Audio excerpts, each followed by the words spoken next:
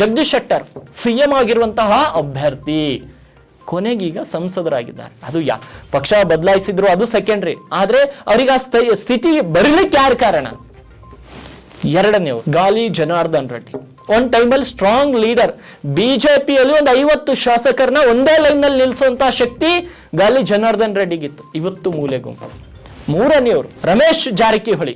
ಅವ್ರ ಪಕ್ಷ ಯಾವುದೇ ಇರಲಿ, ಕಾಂಗ್ರೆಸ್ ಬಂದ್ರು ಬಿಜೆಪಿಗೆ ಹೋದ್ರು ಅದು ಇಲ್ಲ, ಆದ್ರೆ ನಮ್ಮ ಭಾಗದ ಏನು ಉತ್ತರ ಕರ್ನಾಟಕ ಭಾಗದ ಲೀಡರ್ ಅವರು. ರಮೇಶ್ ಜಾರಕಿಹೊಳಿಯನ್ನ ಸಿಡಿ ಕೇಸಲ್ಲಿ ಸಿಕ್ಕಾಕ್ಸಿ ಇವತ್ತು ಅವರನ್ನು ಕೂಡ ಮೂಲೆ ಗುಂಪು ಮಾಡಿದ್ರು. ಏನೋ ನಾಲ್ಕನೆಯವರು ಬಿ ಶ್ರೀರಾಮುಲು. ಎಲ್ಲಿದ್ದಾರೆ ಇವತ್ತು ಶ್ರೀರಾಮುಲು? ಯಾವ ಸ್ಥಾನಮಾನದಲ್ಲಿದ್ದಾರೆ?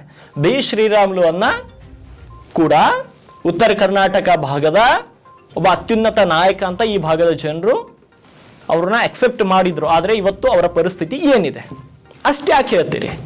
ಬಾಬುರಾವ್ ಚಿಂಚನ್ಸೂರ್ ಅವರ ಪರಿಸ್ಥಿತಿ ಏನು?